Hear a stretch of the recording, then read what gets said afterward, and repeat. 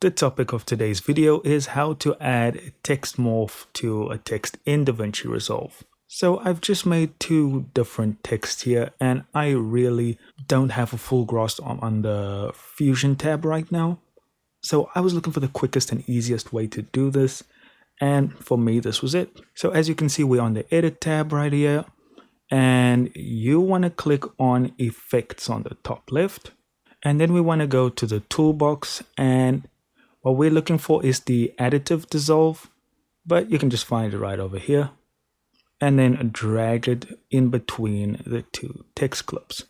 And now I know it's not perfect, but it's pretty damn decent. And if you want to do any edits to this dissolve, all you need to do is come to the Inspector tab here. If it's not there, just click on Inspector, and you can adjust the duration, you can adjust the transition curve, and so forth. I find this to be the fastest way to do a text morph.